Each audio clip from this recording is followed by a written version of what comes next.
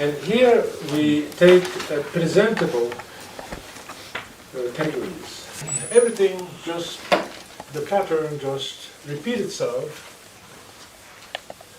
So maybe I should first give a definition of what topos is.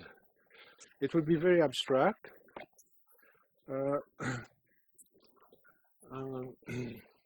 Suppose that E is a complete category.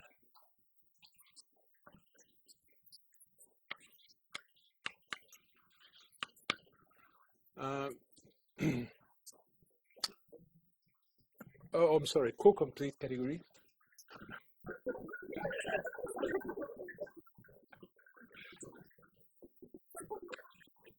I will say. Okay, so maybe I should draw the picture here. Okay, so here posets, and then in the theory of posets, you can talk about, for example, the infimum, the meet between A and B, or suprema, and of course you have also infima, as well as super joint. So this is called meet. This is just the finite, the infimum when it exists between two elements in a poset is called the meet. Just a terminology, and this is called the joint. Okay. Now, if you replace poset by categories, then you have also the same thing. Here, this is called co-limit of a diagram. So you have a diagram, and you take its co-limit. Here you take the limit of the diagram, and here you could take the coproduct, or more, better, even the amalgamated coproduct, and here you take the fiber product. Let's see, of A, B, and C. I said that a category is. I'm sorry, a lattice is called a soup lattice. It's a soup lattice means that soup lattice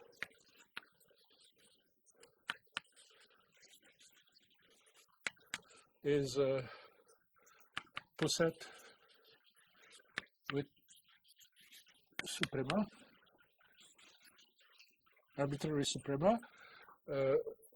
So that's the notions of a soup lattice, but there is a notion of co-complete category.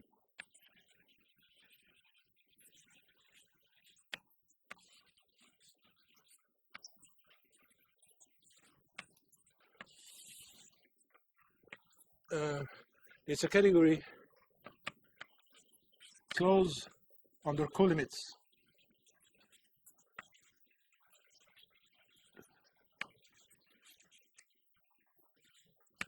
So a co-complete category is very much like a soup lattice, if you like, in the world of categories.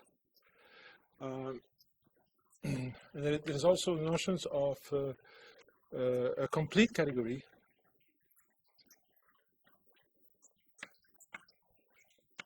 It's closed under limits.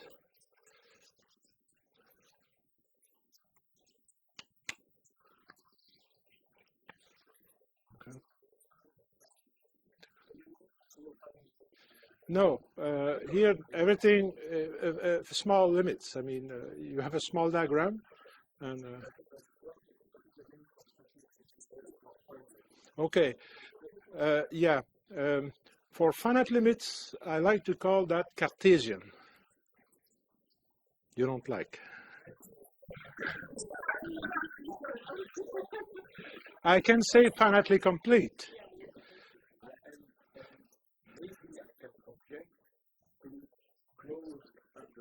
Oh, yeah. Yeah, yeah, yeah, yeah, yeah, yeah, yeah, yeah, yeah, yeah, yeah, yeah, yeah.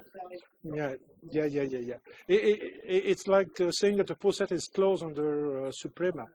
Uh, we could say with, yeah, yeah, yeah, yeah. It's an abuse of language, right? Yeah, yeah, yeah. But yeah, in writing, I can make it straight. Yeah,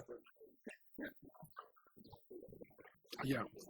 But Grothendieck had the idea that when you take a limit of a diagram, you take it in the category of presheaves. And if so, the limit always exists in the category of presheaves. And if this limit is actually representable, then you say that the category is closed on the limit. So if we adopt the point of view of Grothendieck, we can use the word close. Okay, so it's not completely wrong. Okay. Yeah.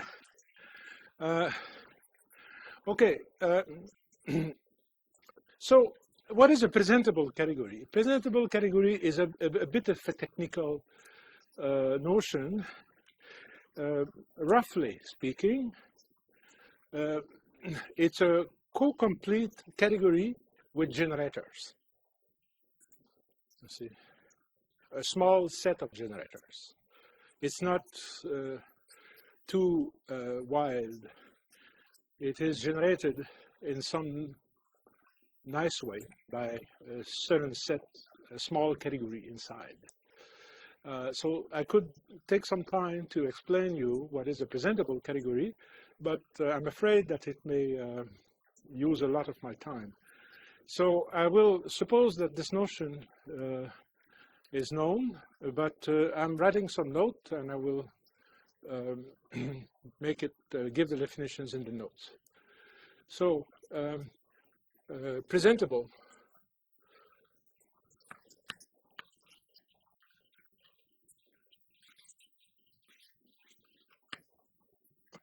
So an example of presentable category is that if you take a small category, then you take presheaves on A, which by this I mean contravariant functor from A to Z, which are of course also the same as covariant functor from A up to Z. This is an example of a presentable category. In this case, the generators, it is generated by A. So that you have the unit of functor in the category of presheaves. And these, every object, every presheave is a co-limit of representable. So that tells you somehow that the category of presheave is generated by A. But not only it is generated by A, but it is freely generated by A. It is freely generated. That's very important for the category of presheaves. Exactly. Exactly. So what this means is that if you have a functor here from E into a co-complete category,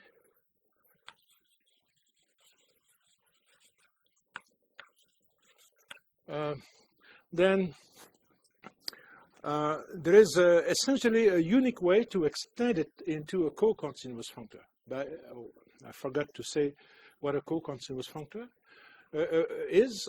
Functor is co-continuous if it preserves co-limits. It is continuous if it preserves limits. Okay. So given a functor from A to E, there is essentially a unique functor f lower freq, which is co-continuous and which extend f. This functor can be described easily.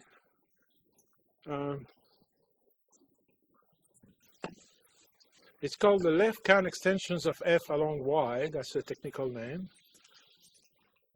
But it has a concrete description The reason is that if you take a presheaf,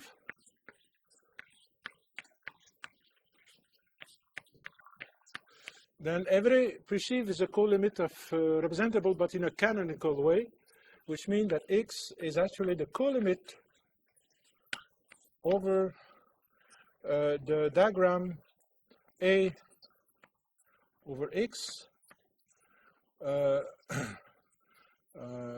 Maybe let me write it like this: A from A to X of YA. I'm sorry, of YA. Okay.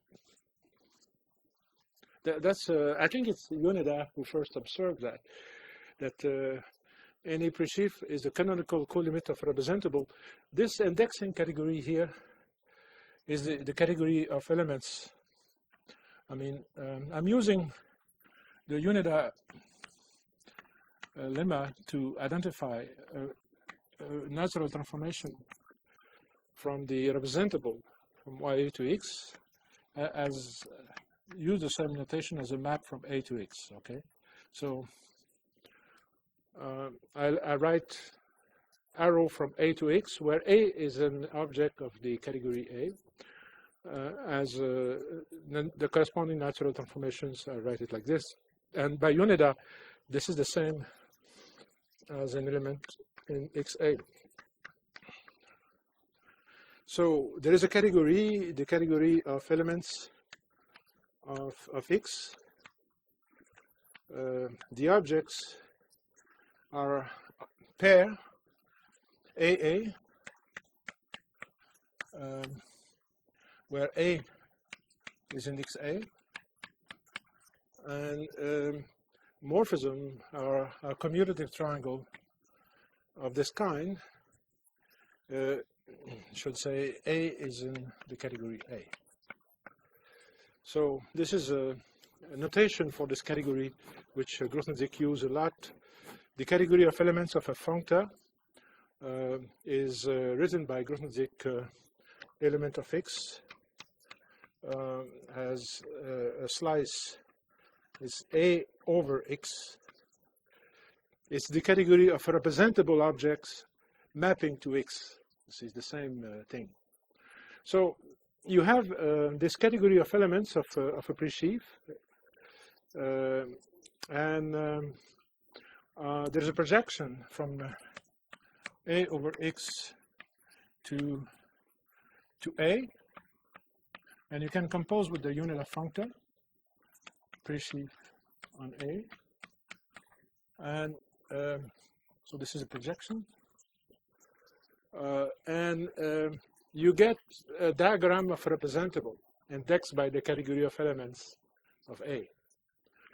Okay, so the category of elements of A is here. Of X is here. That's here. That's a typical object is like that, and the value of this functor at a given element is just y of A. You forget the structure map, small a, and you anyway. So every presheaf is a canonical co-limit of representable. It's a miracle. I mean, I think that mathematics works on a certain number of miracles, in the sense that it happens that something becomes very, very simple, and we don't really know why it is so. But it's like the complex numbers, you know. It's very, very simple. But why is it there? I don't know. But without these simple facts, mathematics would be very hard or impossible. And it's one of the Unida lemma, and this fact that every presheaf is a co-limit of representable in a canonical way makes life very easy for us mathematicians. And because if you want to extend continuously or co-continuously a functor, you use this formula here. Because if I have a functor which I want to extend, So I assume that the functor preserves colimit. So I will have the formula that if f preserves colimit, it will be the colimit of f of ya, and with a to the same diagrams. I mean, if there is a co-continuous extensions, it will have to be that. But f of ya is by definition f. You see, so we see that it's the colimit.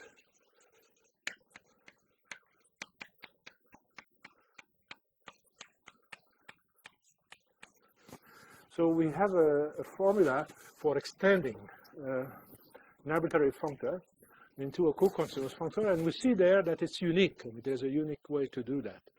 So the category of perceive is the free co-completion of completions under colimits of a category.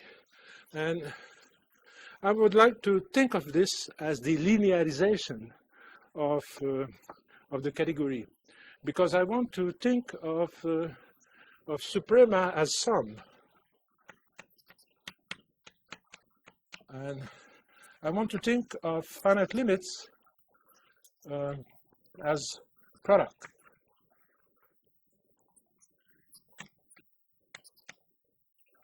Okay, so what I'm looking here is the linearizations of a category. This is very much like taking a set and embedding it into the linearizations of it, into the free abelian group generated by it.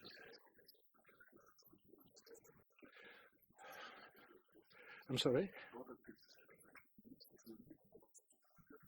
Oh, right. Thank you. Here.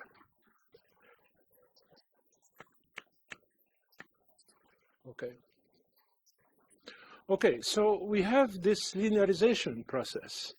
Now, do we have the other process, which is adding multiplication? You see? Remember that a ring is made in two steps. From set, you take commutative monoid, and then rings. So we need to understand what is the first step of building the free category with finite limits.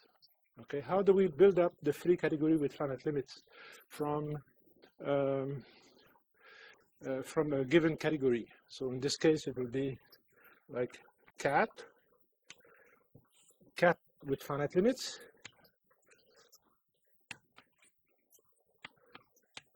and then here, actually, we go with the topos. Okay. So I'm going to tell you how to construct the free topos generated by a category. So at least we still don't know what a topos is. I didn't define it, but we will be able to construct the free topos. So how do we add finite limits to a category? Well, it is easier to add finite colimits.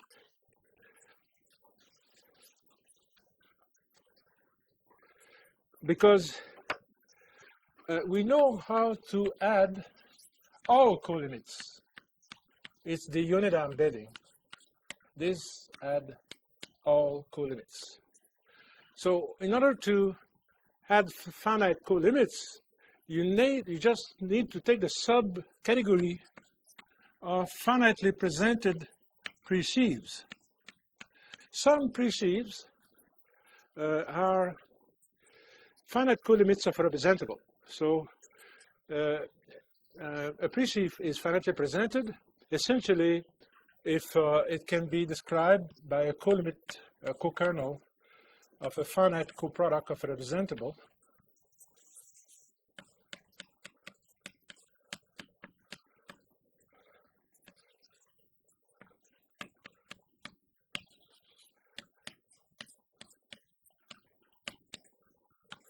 So you take a finite coproduct here, finite coproduct there, and you take the co-equalizer, and that's what you get there is a finitely perceive of finite presentation. Now the category of perceives a finite presentation is actually closed under finite colimits. It's not difficult to check, okay? And the unit functor induce something here, which you could call the unit functor again, but it lands into a smaller category. And this is the free co-completion under finite colimits of A, which means that now that if E is finitely co-complete under finite coproduct and co-equalizer, and if you have a functor here, you will be able to extend your functor in a essentially unique way, unique up to unique isomorphism, to have a triangle which commute up to canonical isomorphism. So we know how to co-complete a small category, co-complete under finite colimits. But what about completing other finite limits? Well, one of the marvelous things about categories, the notion is that every category has an opposite, right? It's a marvelous thing. I mean, before Allenbury-MacLean, we had very few examples of duality, you see. But since every category has an opposite, we can always change it, and it's just an amazing thing. It's very trivial, but it's a very important process. So in order to co-complete under finite limits, so you take the opposite of A. I first take the opposite of A, and then I take its finite co-completion, okay? And then I take the opposite. Okay. And from the unit functor, you will get the functor here, which you could call the unit again, but which is not exactly the unit. And this category has finite limits, and it is the free completions under finite limits. Okay, so maybe we should give it a notation.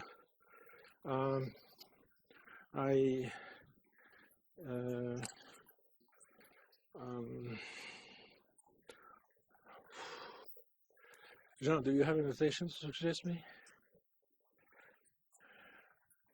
Okay. So I will pretend that it's like completing under join. You see, joins are finite in FEMA. Okay. No, meet, completing under meet. Okay. Oh. It could be mean had big completions, right? Okay, this is bad. Okay. Okay, FLA. No? Finite limit. Not very inspiring. Okay. On which direction? And this direction? Yeah, but I will put the arrow in this direction. Okay, for the finite limit completion. Okay. Okay, thank you. That's.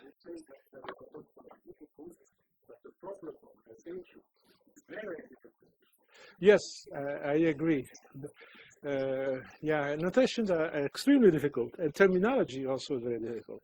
Grufenzik was very good to find the right notations and the right terminology, and I have a lot of admiration. Yeah. Okay, now, what will be the free topos generated by a small category? Well, the free topos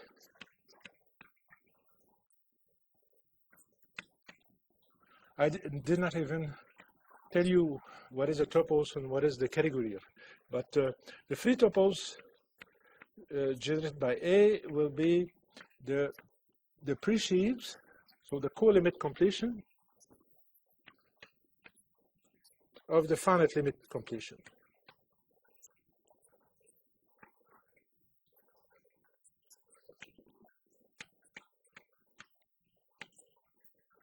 Okay.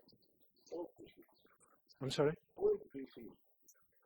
All presheaves. All presheaves. No, yeah, there is no topology because it's free. Topology comes when you want to make a quotient. Remember that in the case of frames, the quotient frames were in bijections with the nuclei. And so if you want to make a quotient, you need the analog of nucleus in this context, and this is what exactly what Grothendieck topology are providing. Okay, now I should give you some axiom, the zero axioms or versions of zero axiom.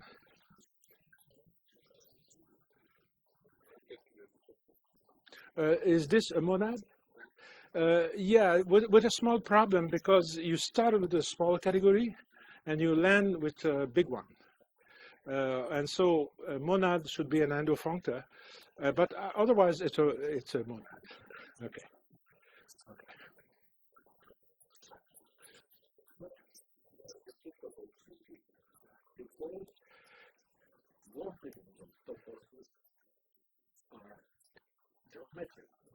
Yeah, I'm not finished. I did not. Yeah, sure. Yeah. You see, remember that morphisms between frame are maps that preserve suprema and meet. And meet are finite infima. So the same thing for toposes. So I will define what a topos is by giving a zero axiom. You could use zero definition to define what a topos is. Zero characterized topos in a certain way, so you could define this axiom definition presentable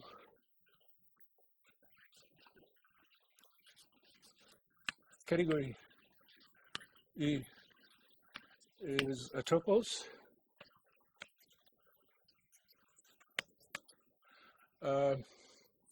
If the following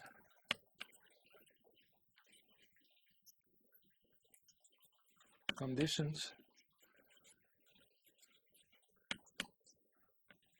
hold. So the first one would be that pullback functors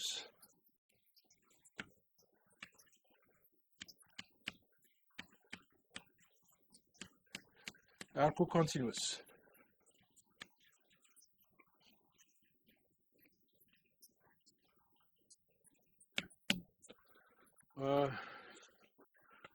The second axiom is that the following square is a pullback for A and B. So if you take the coproduct of two objects, A and B, and you look at the inclusion,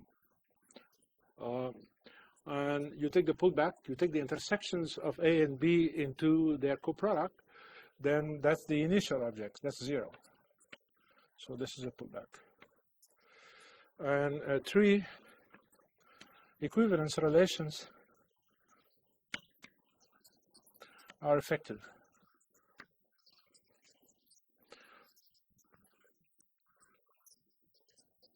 Which means that if you have an equivalence relation, it's always the equivalence relation of a map.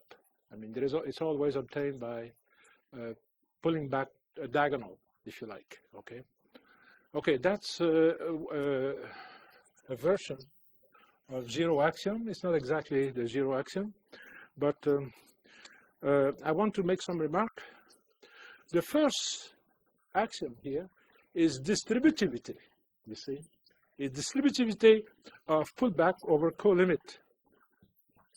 So, because what it says is that if you have a map from A to B, and if you have a diagram now, di mapping to B. So D is a diagram from a small category to E over B. So you have a family of objects over B, and then you can take the colimit of the pullback, colimit, thank you, of the pullback. I'm sorry? Yeah, a presentable category fortunately have limits. Presentable category have, by definition, colimits, but they have also all limits. All limits. You see, it's the analog of this theorem or result, elementary, that if you have a poset, which is a sup lattice, suprema, then it must have infima. Yes, I mentioned this. And the exact analog of that is to say that a presentable category, which is actually defined as a category with colimit, has limits also. Okay, so this is why I can write here pullback. And there will be a canonical map from this to A, the colimit of the DI.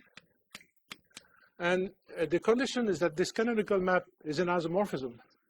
And you see that this is really a distributivity law, because, for example, if the colimit is a coproduct, you see, I'm saying that this is the same thing as the coproduct of A cross B over DI.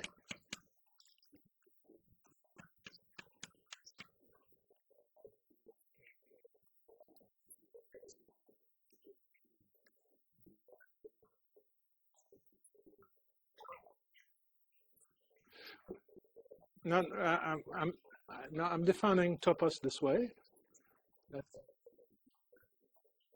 It's equivalent to the classical notion. It's a theorem, right?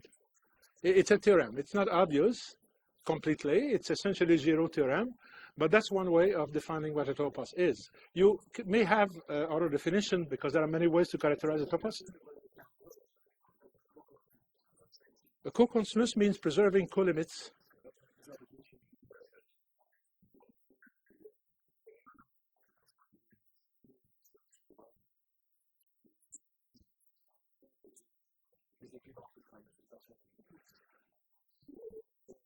No.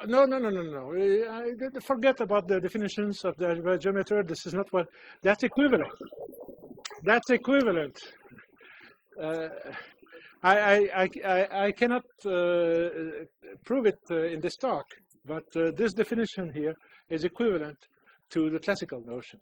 Okay, that's a theorem. So we can use this one if you like. If you don't like, you can use another one. But the reason I'm putting it here is that it clearly shows that the distributivity of finite limits and colimits plays an essential role in the notions of a topos. Okay.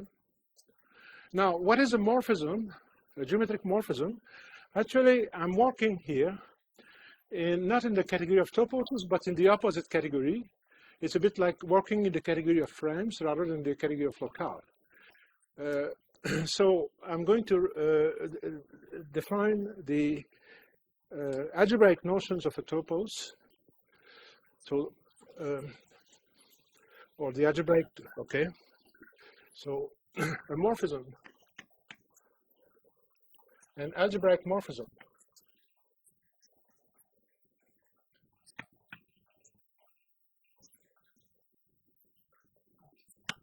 Algebraic morphism of toposes.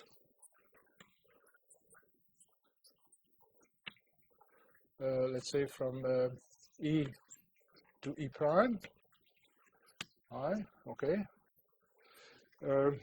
It's a functor which preserves colimits and finite limits. That's it.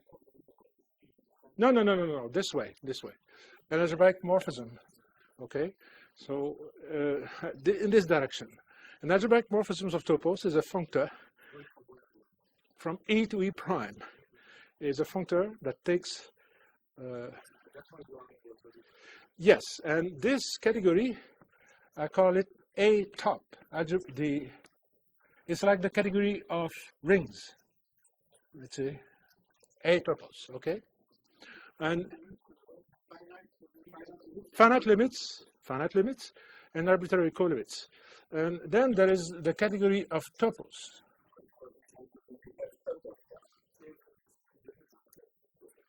Okay, the category is the opposite of that.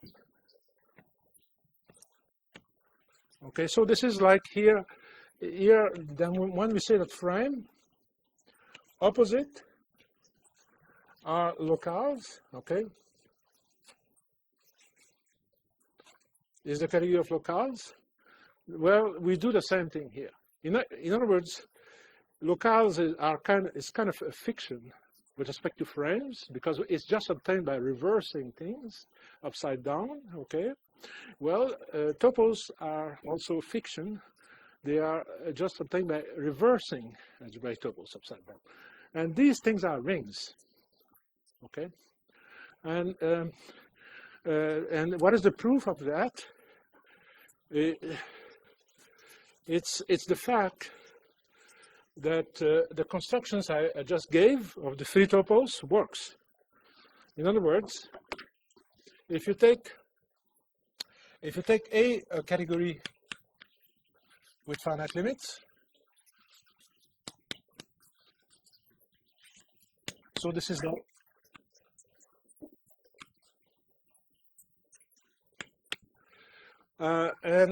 then we know that this is the enveloping topos of the category with finite limits, in the sense that it has this universal property. Well, actually, this is a theorem. You take the unit R, okay, and you have the appreciate category. So you start with the category. Now you take a topos satisfying this condition. Take a topos satisfying these axioms, okay? Take the topos, okay. Now the topos is here, and I take a functor that preserves finite limits. Preserve finite limits.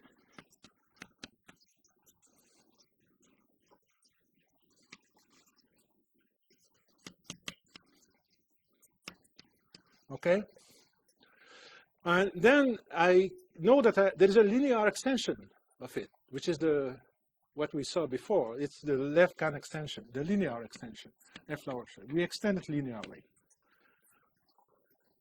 just with the formula, extend it linear. Theorem: this functor is not only linear, it is multiplicative. It preserves finite limits. Okay.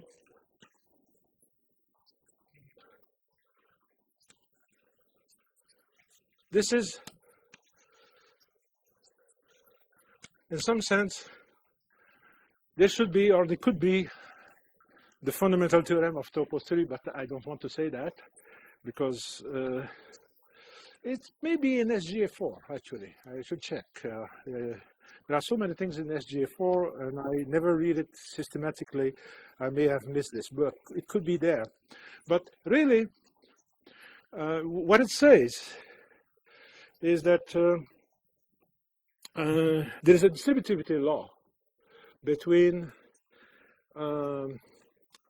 arbitrary co-limits and finite limits, and from this distributivity law, the notions of topos, which is here, emerge. Okay, that's essentially the idea. And the theorem here is not, I think I will try to give a proof in the notes, but you may receive the note in a couple of months. I have a lot of things to do. But this theorem is kind of interesting to prove. Let me just prove you an instance of it. I mean, let me show you why this preserves finite product.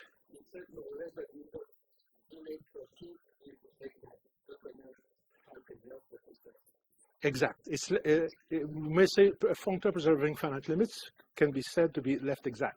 So I'm okay. So I'm starting with. I'm sorry. Yes, exactly. See, okay. Okay, yeah. It's a morphism of this type. It's an algebraic morphism of topos. It's a functor that preserves absent. Okay. Okay. Okay, so let me try to give you a quick proof of that, but it will be not complete. I will not prove that it preserves all pullback. I will just prove that it preserves product. And the proof is trivial. The difficulty is to show that it preserves all pullback. And for product, it's very easy.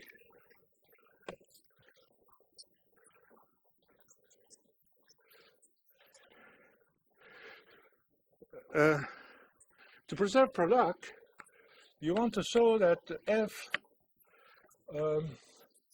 of if x cross y, that the canonical map to f of x cross f of y is an isomorphism. You want to show that this is an isomorphism for every x and y.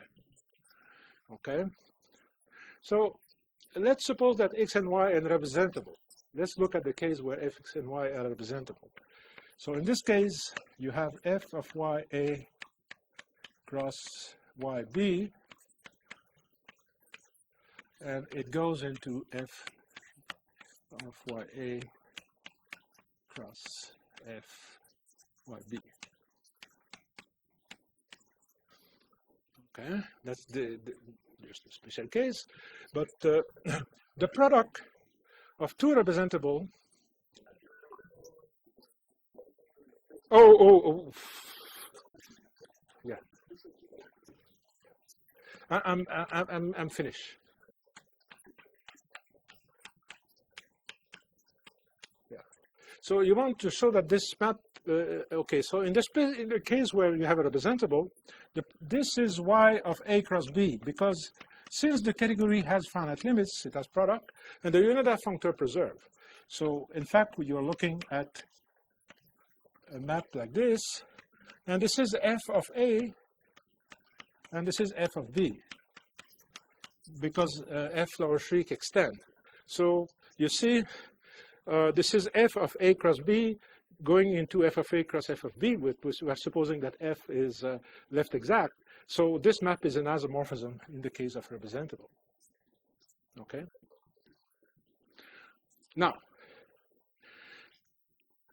taking product, fixing one variable, preserve colimits. Okay, by distributivity. You see, by distributivity. So there is a diagram here, and if you use the canonical colimit, y is a canonical colimit of yb, and you use the fact that this is an isomorphism, you fix one variable, you play with the other, and then you can't do it the same simultaneously. You have to do it one at a time. It's a functors of two variables, which is co-continuous in each, but not simultaneously. You have to be careful about that. And the theorem is done. Okay. The difficulty is to prove the general case. It's you have to slice, and there are something a bit more subtle. Here you see I have used very little of the axioms. Now, why is it fundamental as a result? I will be finished with that. It's just if you have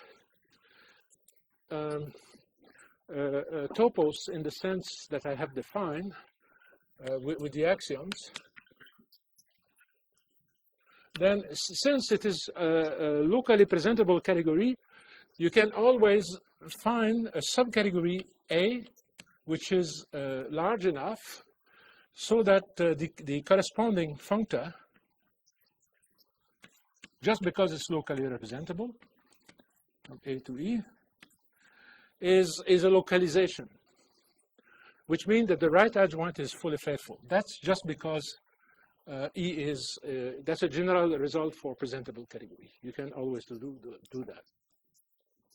Okay, once you have done that, what about if E is a topos? Well, in this case, you could choose A to be closed under finite limits. Okay, and then the inclusion has preserve finite limits. So the extension here, so let's call that F, the inclusion. The extension F star will preserve finite limits. It will be a geometric morphisms of topos where the right adjoint with a right adjoint is fully faithful. Well, this is exactly the other definitions of what a topos is. It's a left exact localizations of a topos. So that prove at the same time Giro's theorem and etc. I guess I should stop here. Yes, thank you. Yeah.